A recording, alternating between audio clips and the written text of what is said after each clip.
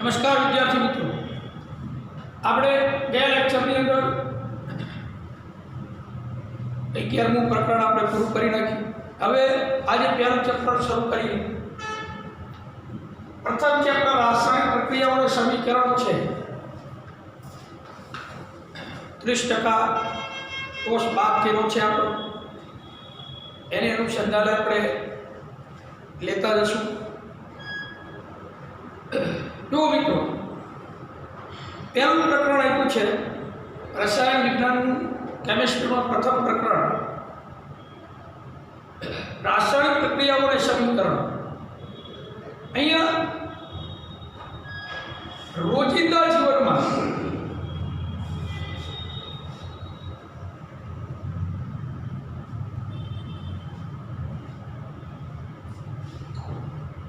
આપણા રોજિંદા જીવનમાં ઘણી બધી પ્રવૃત્તિઓ આપણે એવા નિહાળતા હોઈએ છીએ જે રાસાયણિક પ્રક્રિયાઓ થતી હોય પણ આપણને એનો ખ્યાલ આવતો નથી। તો રોજિંદા જીવનમાં જોવા મળતી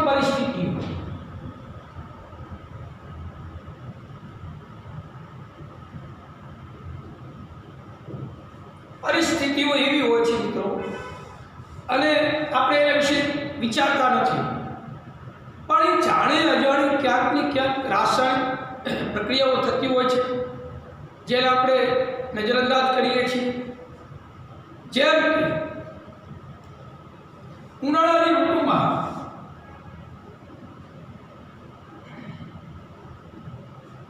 ત્યાં સૂચના આપણને આપેલા છે, ઉનાળામાં ઓરડાના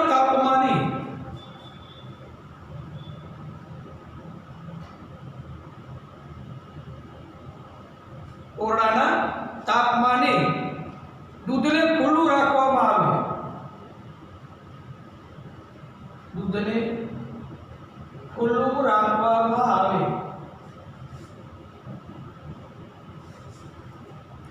તો મિત્રો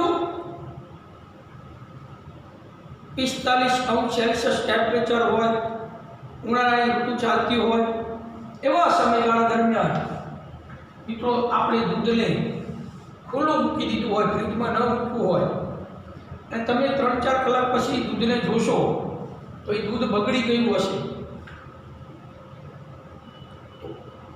શા માટે દૂધ બગડી ગયું?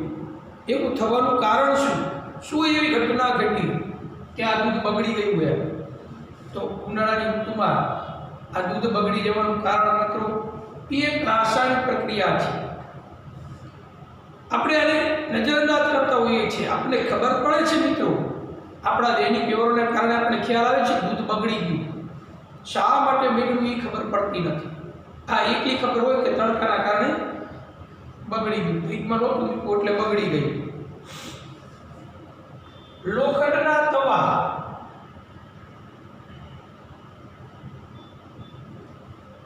એટલે લોખંડની મોટી જે ભજીયા કરવા માટેના તાવડા હોય, અથવા ખીલા લોખંડના, અથવા તપેલા,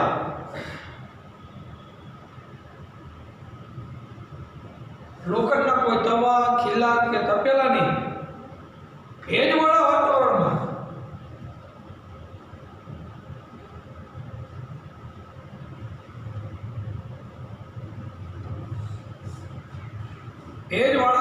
વાતાવરણમાં ખુલ્લા રાખવામાં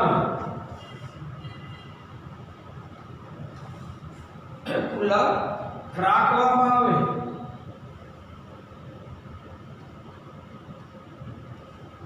તો એને કાટ લાગી જાય છે, બરોબર ને? શા માટે કાટ લાગ્યો એ ભણ્યા હોય એને ખબર પડે, જો સમજ્યા હોય તો, બાકી ના ખબર પડે। પણ પાણીમાં પલળ્યા હોય લોખંડનો પદાર્થ છે મિત્રો, આ ઓળેલા તાપમાને જેમ દૂધ બગડી જાય એમ લોખંડના તવા, તપેલા કે ખીલાને તમે ભેજયુક્ત વાતાવરણમાં જો રાખવામાં આવે તો એ ઝડપથી એને કાટ લાગી જાય છે। કાટ લાગવાની ક્રિયા એક પ્રકારની રાસાયણિક પ્રક્રિયા છે। પછી દ્રાક્ષનું આથવણ થાય,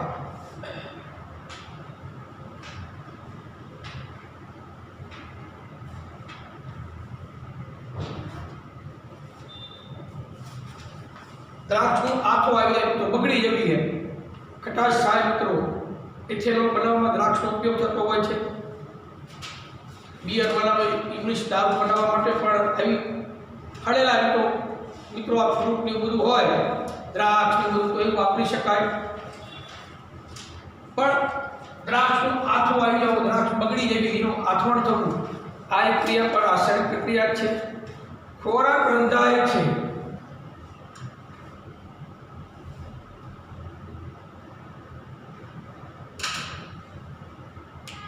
ખોરાકને સગડી પર મૂકવો હોય કે ગેસના સ્ટવ પર મૂકવો હોય એટલે ખોરાક જે રંધાય છે, તો મિત્રો આ આપણા રોજિંદા જીવનમાં જોવા મળતી આ બધી રાસાયણિક પ્રક્રિયાઓ છે.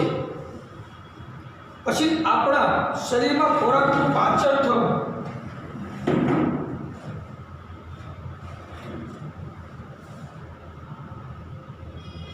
આપણા શરીરમાં ખોરાકનું પાચન થવું.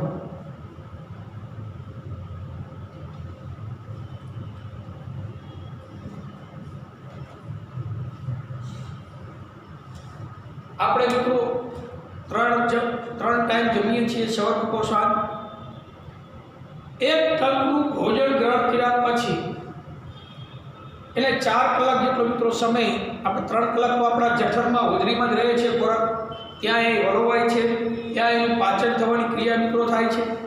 એટલે ખોરાક જેમાં પછી ખોરાકનું પાચન થવું એ પણ એક પ્રકારની રાસાયણિક પ્રક્રિયા છે, જે આપણે રોજિંદા જીવનમાં જોવા જ પડતી હોય છે, પણ આપણે એને નજરઅંદાજ કરીએ છીએ, એના તરફ આપણે ધ્યાન આપતા હોતા નથી.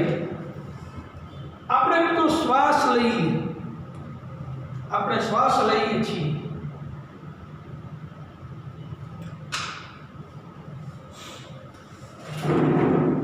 આપણે શ્વાસ લઈએ છીએ.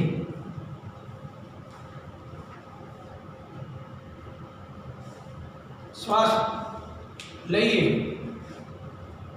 પછી શ્વાસ છોડીએ. એ શ્વાસ અને ઉચ્ચ શ્વાસની ક્રિયા, આપણે શ્વાસ લઈએ છીએ મતલબ વાતાવરણમાં રહેલો ઓક્સિજન વાયુને આપણે શરીરની અંદર, ફેફસાની અંદર ગ્રહણ કરાવીએ છીએ. ફેફસામાં ઓક્સિજનના ગ્રહણ થવાથી જે અશુદ્ધ રુધિર છે એ શુદ્ધ રુધિર થાય, અને એમાંથી જે કાર્બન ડાયોક્સાઇડ છે એ બહાર કાઢવામાં આવે છે મિત્રો. આવી જે શ્વાસ અને ઉચ્ચ શ્વાસની ક્રિયામાં આપણે જે દુર્લભ સેવીએ છીએ, પણ એ એક પ્રકારની રાસાયણિક પ્રક્રિયા છે. તો આવી બધી ઘણી બધી એવી છે જે આપણા રોજિંદા જીવનમાં જોવા મળતી રાસાયણિક પ્રક્રિયાઓ હોય છે.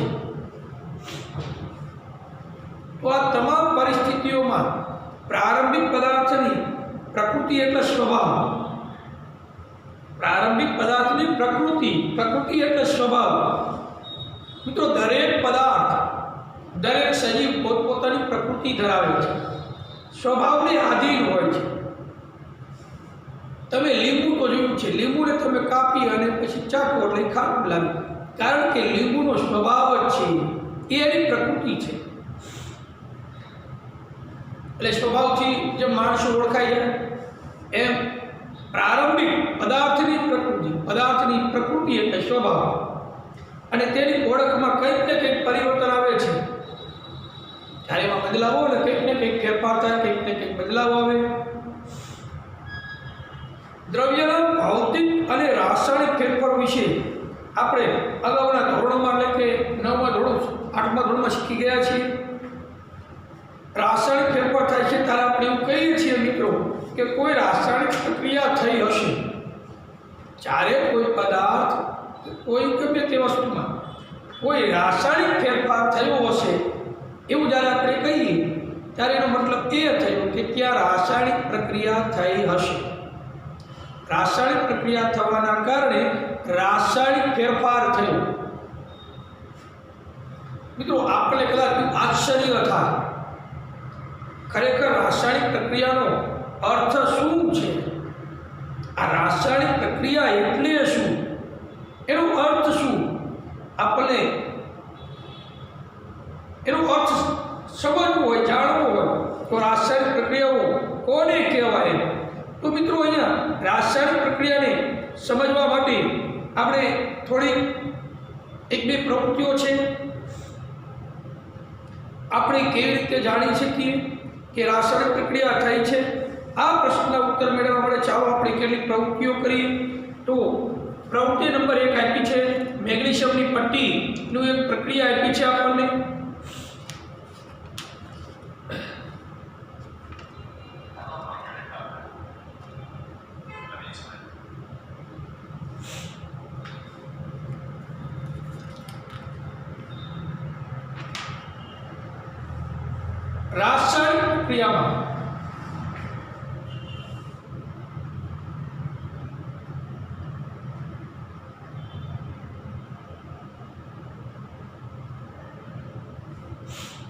રાસાયણિક પ્રક્રિયામાં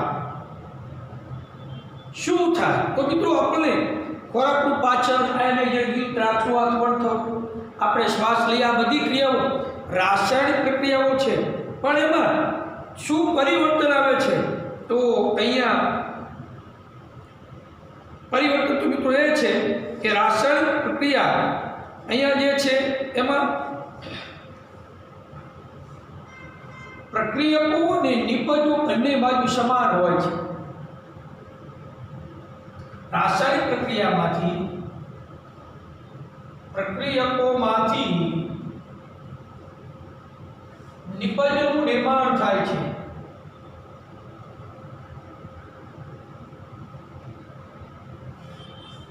તેમાં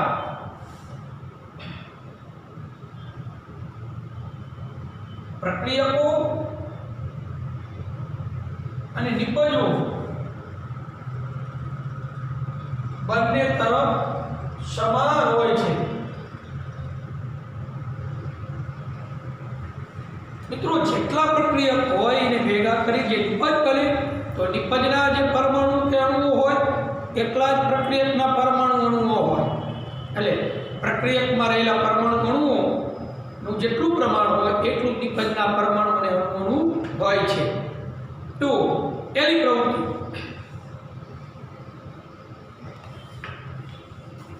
ચેતવણી આપી છે તમને. જુઓ, આ પ્રવૃત્તિ માટે શિક્ષકની મદદ જરૂરી છે. જો વિદ્યાર્થીઓ આંખોના રક્ષણ માટે ચશ્મા પહેરી લે તો વધુ સારું. અત્યારે ચશ્મા પહેરવાના તમારે, પણ જ્યારે તમે મિત્રો કોઈ વેલ્ડર કોઈ લોખંડનો દરવાજો બનાવતો હોય, એને વેલ્ડિંગ કરતા હોય, તમે વેલ્ડિંગ કરનારને જોયું હશે. વેલ્ડિંગ કરનાર વ્યક્તિ જ્યારે વેલ્ડિંગ કરે છે તો મિત્રો એ વેલ્ડર જ્યારે વેલ્ડિંગ કરતો હોય એનો જે પ્રકાશ, એ પ્રકાશ મિત્રોની જ્યોત તમે જુઓ, એ આપણી આંખોને અંજાઈ નાખે. આપણે અંજાઈ જઈએ એટલી તીવ્ર જ્યોત જોવા મળતી હોય છે. એટલે આ જે પ્રકાશ મિત્રો એટલો તીવ્ર આપણે જોઈએ છીએ ત્યારે આપણે આંખો ઉપરા બંધ કરી દઈએ અથવા જોવાનું બંધ કરી દઈએ છીએ. તો મિત્રો એના માટે વેલ્ડર તમે જુઓ કાળા ચશ્મા પહેરે છે.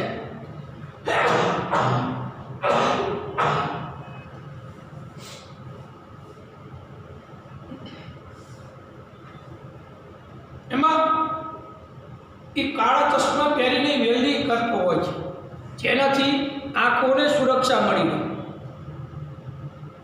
તો મિત્રો અહીંયા જે પ્રવૃત્તિ છે આપણે ચેતવણી એવી આપી છે કે વિદ્યાર્થીઓ ચશ્મા પહેરી લે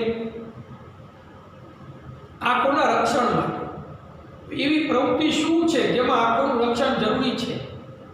એમાં શું કરવાનું છે? તો લગભગ 3-4 સેન્ટીમીટર લાંબી મેગ્નેશિયમની એક પટ્ટી લઈ લેવાની.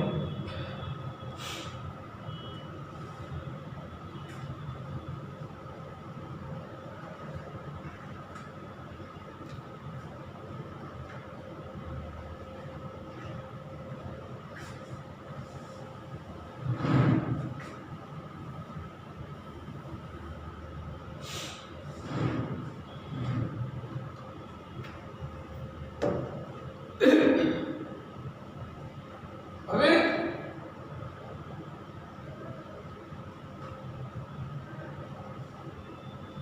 મેગ્નેશિયમની પટ્ટી, નાની એવી પટ્ટી તો બજારમાં મળે છે, એવી લઈ લો.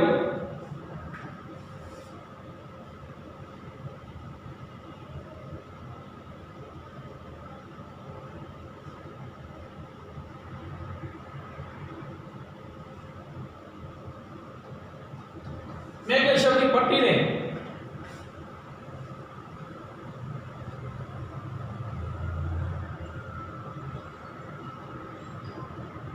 એને ગરમ કરો. મેગ્નેશિયમની પટ્ટીને સ્પ્રિટ લેમ્પ ઉપર કે બર્નરની મદદથી ગરમ કરવામાં આવે તો તમને મેગ્નેશિયમની પટ્ટી સળગવા લાગે છે, ધાતુની પટ્ટી સળગવા લાગે છે. પણ એ તમે મેગ્નેશિયમની પટ્ટી બજારમાંથી લાવી તો પહેલાં એને કાચ પેપર વડે ઘસી એને શુદ્ધ કરવાની, ચોખ્ખી કરવાની.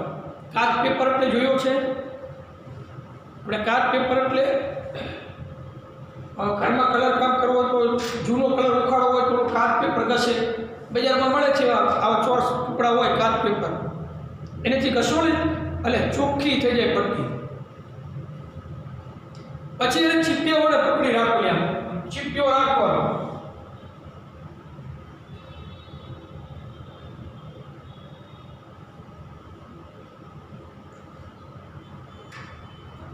ચીપિયા વડે પકડી રાખવાની, નહીતર આપણે દાજુ જઈએ. એટલે તેને ચીપિયા અથવા હાણસી હોય મિત્રો, સાણસી વડે પકડી રાખવાનું. બંને સ્પિરિટ લેમ્પની મદદથી એને સળગાવવાનું.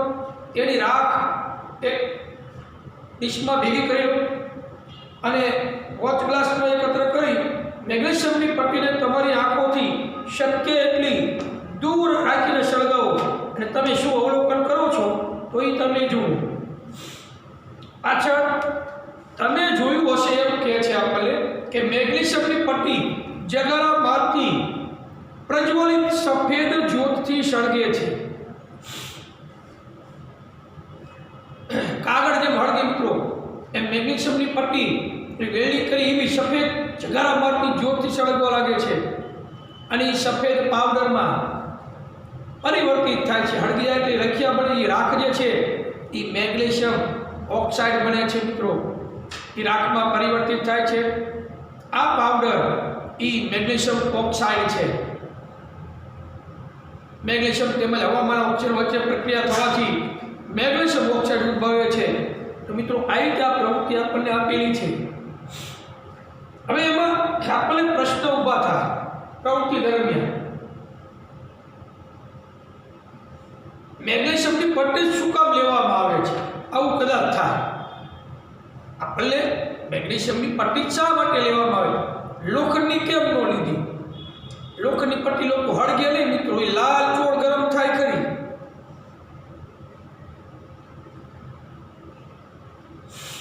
મેગ્નેશિયમની પટ્ટી મિત્રો એટલા માટે લેવામાં આવે છે કે ખૂબ જ ક્રિયાશીલ ધાતુ છે. મેગ્નેશિયમની પટ્ટી એટલા માટે છે કારણ કે મેગ્નેશિયમ ધાતુ ક્રિયાશીલ છે મિત્રો. એ પટ્ટી ખૂબ જ ક્રિયાશીલ હોવાથી તેનું હવામાં સરળતાથી મિત્રો દહન થાય છે. એટલે મેગ્નેશિયમની પટ્ટી જ લેવામાં આવે છે. બીજી, મેગ્નેશિયમની પટ્ટી આપણે લાવી ત્યારે કેવા રંગની હોય? તો મેગ્નેશિયમની પટ્ટી આપણે શરૂઆતમાં કાચ પેપરથી આમ ઘસી હોવાથી આમ ચમકતી રંગની હશે, શ્વેત રંગની હશે.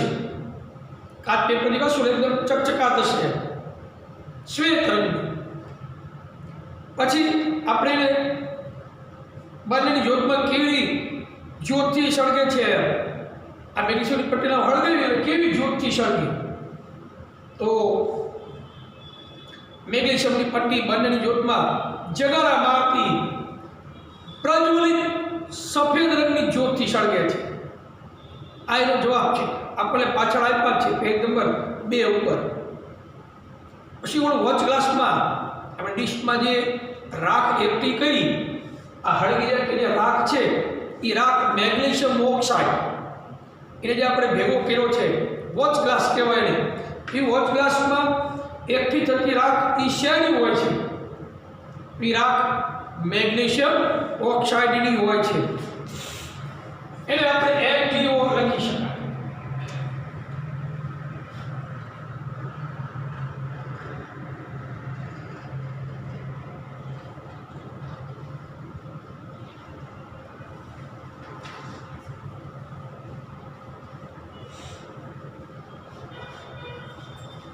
MgO magnesium oxide. મિત્રો હવામાં ઓક્સિજન નાઇટ્રોજન આ તો હોય જ છે આપણે વાતાવરણમાં. એ મુખ્યત્વે નાઇટ્રોજન ઓક્સિજન જે હોય છે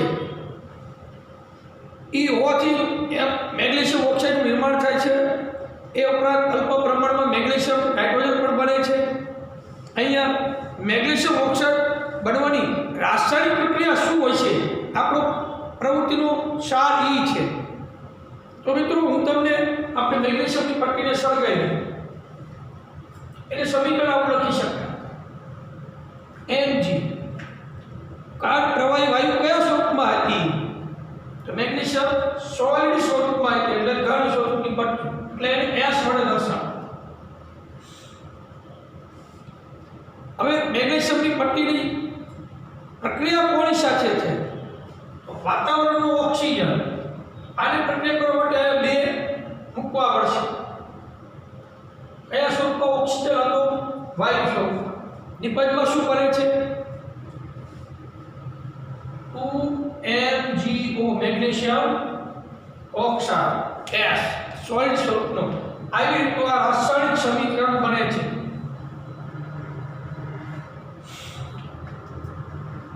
મેગ્નેશિયમને હવાની હાજરીમાં હળગાવતા, હવા એટલે ઓક્સિજનની હાજરીમાં સળગાવો એટલે મેગ્નેશિયમ ઓક્સાઇડ બને.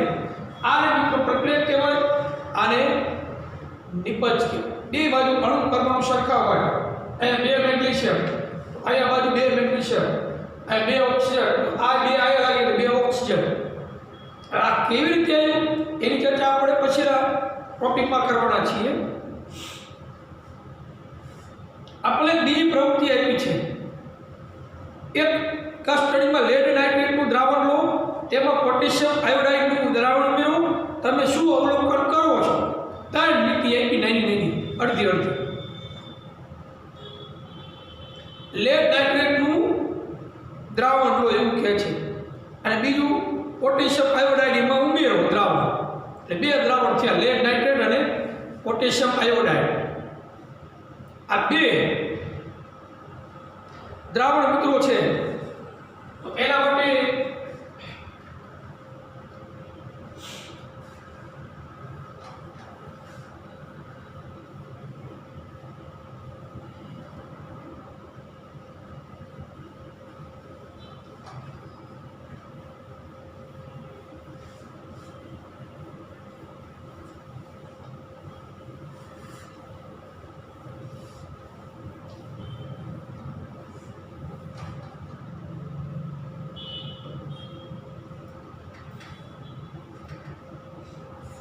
જો મિત્રો આપણે બે દ્રાવણ, એક લેડ નાઇટ્રેટ અને એમાં પોટેશિયમ આયોડાઇડનું દ્રાવણ ઉમેરો આવું કીધું છે. પહેલાં તો મિત્રો આ લેડ નાઇટ્રેટનો જે પાવડર હોય એનો રંગ કેવો હોય,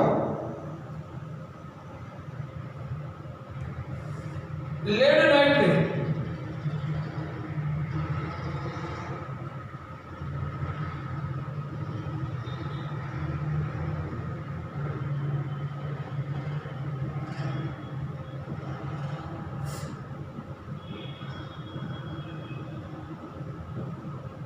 સફેદ રંગનો પાવડર છે લેડ નાઇટ્રેટ.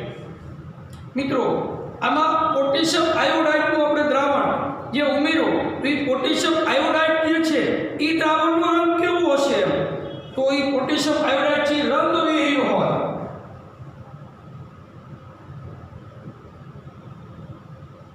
પોટેશિયમ આયોડાઇડ એ રંગવિહીન છે.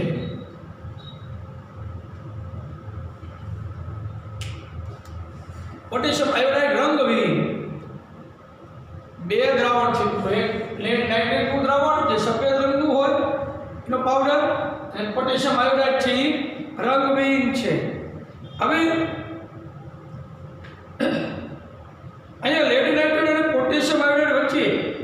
રાસાયણિક પ્રક્રિયા થાય છે તમે શું અવલોકન કરો છો એવું આપણને કીધું છે।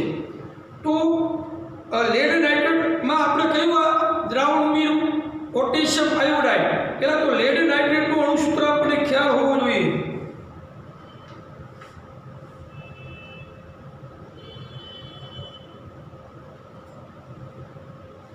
PbNO3 lead nitrate.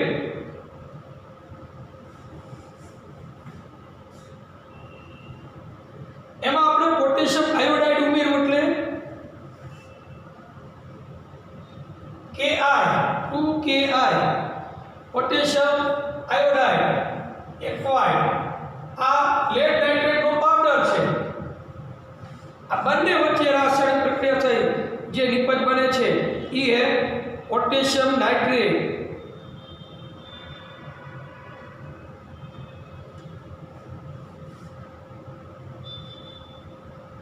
PbI2 lead iodide એક એ નિપજ બને અને વત્તા 2KNO3 પોટેશિયમ નાઇટ્રેટ। તો આ આપણને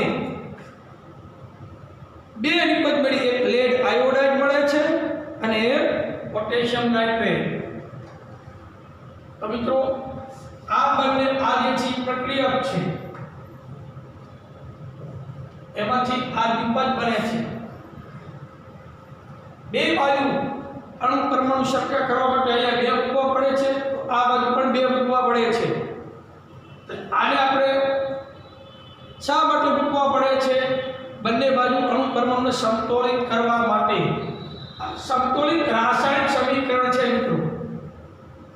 આ બાજુ Pb જો એક Pb છે, ભાઈ એક Pb છે, અને નાઇટ્રોજન આ બે આને પણ લાગે બે નાઇટ્રોજન, અહીંયા પણ બે નાઇટ્રોજન છે, અહીંયા આ ત્રણ ગુચ્છા ઓક્સિજન છે, તો અહીંયા તે ત્રણ ગુચ્છા ઓક્સિજન છે।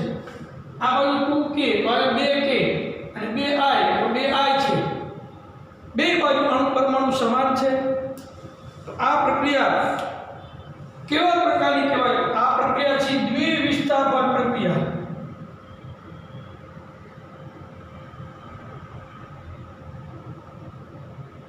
આ જે રાસાયણિક પ્રક્રિયા છે દ્વિવિસ્થાપન પ્રકારની પ્રક્રિયા છે, જે આપણે આગળ પ્રકારો આવશે ત્યારે જોઈશું। અહીંયા લેડ આયોડાઇડનો રંગ કેવો હોય છે મિત્રો? આ લેડ આયોડાઇડ જે છે પીળા રંગનો હોય, પીળો રંગ હોય એનો। પીળા રંગનો લેડ આયોડાઇડ આપણને પ્રાપ્ત થાય છે। બાજુમાં એક ત્રીજી એક પ્રવૃત્તિ આપી છે, એક કોનિકલ ફ્લાસ્ક અથવા કસનળીમાં થોડા ઝીંકના દાણા લો, Zn, તેમાં મંદ હાઇડ્રોક્લોરિક એસિડ અથવા મંદ સલ્ફ્યુરિક એસિડ એટલે મંદ HCl અને H2SO4 જે રસાયણનો રાજા છે સલ્ફ્યુરિક એસિડ એ ઉમેરો। ચેતવણી આપી છે એસિડનો ઉપયોગ સાવચેતીથી કરવો, નહીં તો દહનશીલ પદાર્થ છે। તમને ઝીંકના દાણાની ફરતે શું કંઈ થઈ રહ્યું હોય એવું દેખાય છે? કોનિકલ ફ્લાસ્ક અથવા કસ્ટને સ્પર્શ કરો, શું તાપમાનમાં કોઈ ફેરફાર થાય છે? તો આ ત્રીજી પ્રવૃત્તિની અંદર આપણને બાજુમાં એક આકૃતિ આપેલી છે આપણને, એ ત્રીજી પ્રવૃત્તિની આકૃતિ છે, તમે જોઈ શકો છો। ફ્લાસ્કને અડવાનું, ગરમ લાગે ખ્યાલ રાસાયણિક પ્રક્રિયા થઈ રહી છે। મિત્રો આજે આકૃતિ દોરેલી છે એમને।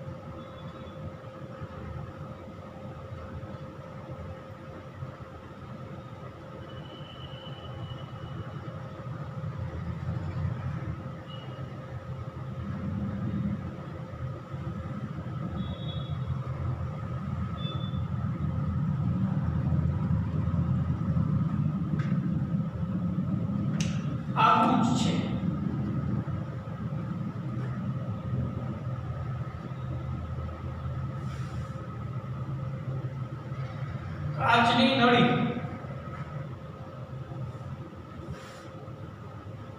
આને કોનિકલ ફ્લાસ્ક કહેવાય. ફ્લાસ્ક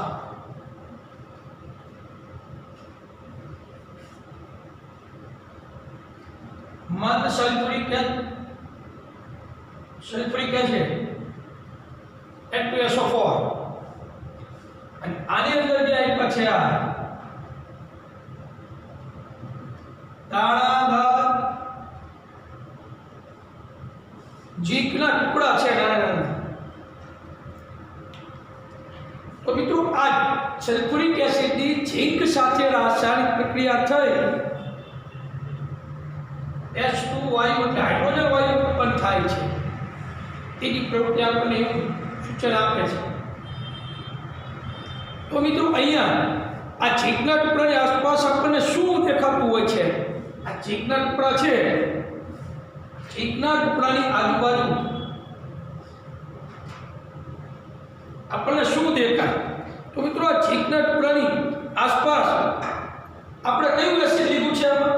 મંદ સલ્ફ્યુરિક એસિડ. તો મંદ સલ્ફ્યુરિક એસિડ સાથે પ્રક્રિયા થઈ મિત્રો હાઇડ્રોજન વાયુ H2 ડાયહાઇડ્રોજન વાયુ ઉત્પન્ન કરે છે. તો મિત્રો આની આ રાસાયણિક પ્રક્રિયાથી હાઇડ્રોજન વાયુ ઉત્પન્ન થાય છે. એમાં આપણે આ ઝીંક ધાતુના ટુકડા જે છે એની ફરતે પરપોટા જોવા મળે છે. આ પરપોટા છે હાઇડ્રોજન વાયુના પરપોટા આપણને જોવા મળે છે. પછી કોનિકલ ફ્લાસ્ક છે મિત્રો. આ કોનિકલ ફ્લાસ્ક પર એની અસર શું થાય? તો મિત્રો કોનિકલ ફ્લાસ્કમાં અસર એ છે કે એને આપણે સ્પર્શ કરીએ તો એ ગરમ થાય છે. એ ગરમ થાય છે એટલે આ રાસાયણિક પ્રક્રિયા થઈ ઉષ્મા મુક્ત કરે, જેના કારણે આ કાચનો ફ્લાસ્ક ગરમ થઈ જાય છે. એટલે આપણે એને સ્પર્શ કરીએ તો આપણને ગરમ લાગે છે. મિત્રો આપણે આ ગરમ થઈને સ્પર્શ કર્યા આપણે અનુભવીએ આમાં રાસાયણિક પ્રક્રિયા કેવી થાય છે? તો અહીંયા કોની વચ્ચે રાસાયણિક પ્રક્રિયા છે? ઝીંકના ટુકડા અને મંદ સલ્ફ્યુરિક એસિડ વચ્ચે આ રાસાયણિક પ્રક્રિયા છે. તો મિત્રો આ બંને વચ્ચે જે પ્રક્રિયા થાય છે એ આવી રીતની પ્રક્રિયા છે. હું અહીંયા લખી દઉં. ઝીંક એટલે જ્યારે ટુકડા છે એટલે સ્વરૂપ કયું કહેવાય? તો ઘન સ્વરૂપ છે. અહીંયા S અને વત્તા આપણે શું લીધું? મંદ સલ્ફ્યુરિક એસિડ અને H2SO4 દ્રાવણ. આ બે વચ્ચે પ્રક્રિયા થઈ આપણને ZnSO4 મળે. ઝીંક સલ્ફેટ અને વત્તા H2 વાયુ મુક્ત થાય. આવી રીતે રાસાયણિક સમીકરણ બને. ધારી લો કે આમાં સલ્ફ્યુરિક એસિડની જગ્યાએ મંદ હાઇડ્રોક્લોરિક એસિડ લઈએ તો શું થાય? તો એ મિત્રો HCl 2HCl આપણે લેવું પડે. નિપજમાં ઝીંક ક્લોરાઇડ ZnCl2 H2 હાઇડ્રોજન વાયુ મુક્ત થાય. જો મંદ હાઇડ્રોક્લોરિક એસિડ લઈએ તો આ રીતનું સમીકરણ બને. સલ્ફ્યુરિક એસિડ લઈએ તો આ રીતે આ સમીકરણ બને છે. તો આ રીતે આપણે આ ઉષ્મા મુક્ત કરે છે. ઉષ્મા ક્ષેપક પ્રક્રિયા મિત્રો. તો આ જે છે મંદ સલ્ફ્યુરિક એસિડ અથવા મંદ હાઇડ્રોક્લોરિક એસિડની સાથે ઝીંક દાણાદાર ઝીંકના ટુકડાની રાસાયણિક પ્રક્રિયા કરવામાં આવે તો હાઇડ્રોજન વાયુ મુક્ત થાય છે. તમે જુઓ આ બંનેમાં હાઇડ્રોજન વાયુ મુક્ત થાય છે. બે રાસાયણિક પ્રક્રિયામાં H2 વાયુ મુક્ત થાય છે. તો આ પ્રક્રિયા કઈ છે? આ પ્રક્રિયા છે ઉષ્મા ક્ષેપક પ્રક્રિયા છે. આપણે આગળ જે ઉષ્મા ક્ષેપકનો ટોપિક છે કોર્સમાં તો નથી, પણ આ જે છે આપણે પ્રવૃત્તિ છે વાસ્તવિક છે એટલે આમાંથી તમને પૂછી શકે છે. તો મિત્રો આ ત્રણેય પ્રવૃત્તિઓ આપણે જોઈ. તો આ ત્રણેય પ્રવૃત્તિના આધારે આપણે એવું કહી શકીએ કે નીચે દર્શાવેલ અવલોકન પૈકી કોઈ પણ અવલોકનની મદદથી કોઈ રાસાયણિક પ્રક્રિયા થઈ છે તે નક્કી કરી શકાય તો એ કઈ બાબતો છે? તો એ 4 બાબત છે મિત્રો। એ 4 બાબતો કઈ કઈ છે? જો એક અવસ્થામાં ફેરફાર,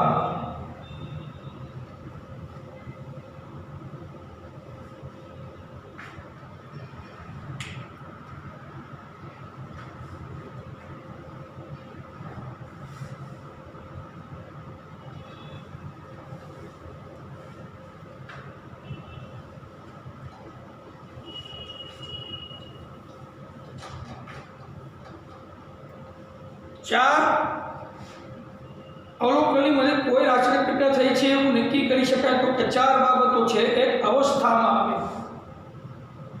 અવસ્થા,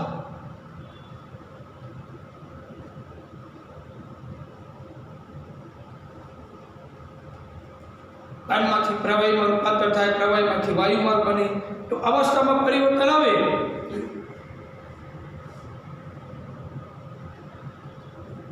એટલે સમજવાનું કે મિત્રો રાસાયણિક પ્રક્રિયા થઈ હશે। બીજું, રંગમાં પરિવર્તન આવે,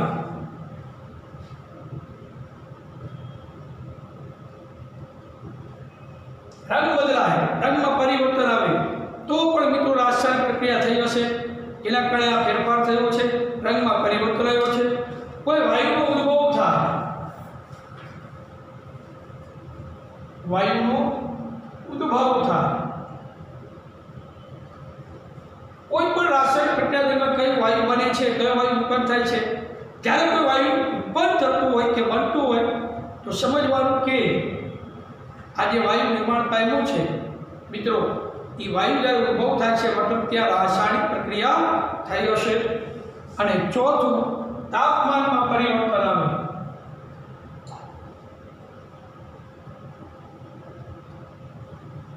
તાપમાનમાં પરિવર્તન આવે મિત્રો તો પણ રાસાયણિક ફેરફાર થયો હશે, રાસાયણિક પ્રક્રિયા થઈ હશે। મતલબ એ રાસાયણિક પ્રક્રિયા દરમિયાન ટેમ્પરેચરની અંદર પણ ફેરફાર થયો છે, તાપમાનમાં પરિવર્તન આવ્યું હશે। જો આપણે આપણી આસપાસ થતા ફેરફારનું અવલોકન કરીએ તો આપણને જાણવા મળશે કે આપણી આસપાસ અનેક જુદા જુદા પ્રકારની રાસાયણિક પ્રક્રિયાઓ થતી જ હોય છે।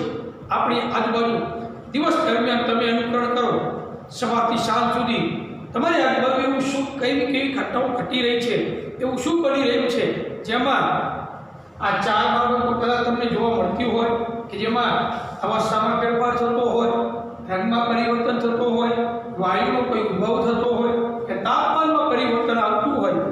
આ 4માંથી કોઈ પણ પ્રકારની ઘટના જોવા મળતી હોય તો ત્યાં રાસાયણિક પ્રક્રિયા થઈ રહી છે એવું આપણે કહી શકીએ। આ પાઠમાં આપણે જુદા જુદા પ્રકારની રાસાયણિક પ્રક્રિયાઓને તેના સાંકેતિક નિરૂપણ વિશે આપણે અભ્યાસ કરીશું। તો આપણને મુદ્દો 1.1 આપ્યો છે જે આપણે કોર્સની અંદર છે રાસાયણિક સમીકરણો। આ રાસાયણિક સમીકરણો જે છે મિત્રો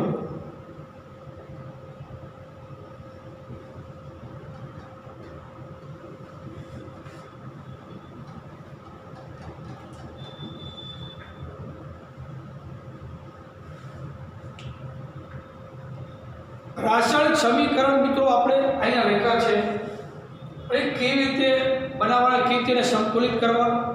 કારણ કે સંતુલિત રાસાયણિક સમીકરણ પ્રક્રિયકો અને નિપજ બંને બાજુ અણુ અને પરમાણુઓની સંખ્યા સમાન હોય છે મિત્રો। તો આ રાસાયણિક સમીકરણો છે એ આપણે હવે આવતીકાલે પછીના લેક્ચરમાં જ્યારે આપણે આવશું ત્યારે લઈશું। અત્યારે આ જે સેવા કોઈ પ્રશ્ન હોય તો મને જણાવો। જે ટોપિક આપણે આમાં હશે નહીં એને આપણે નહીં લઈએ, ઓકે।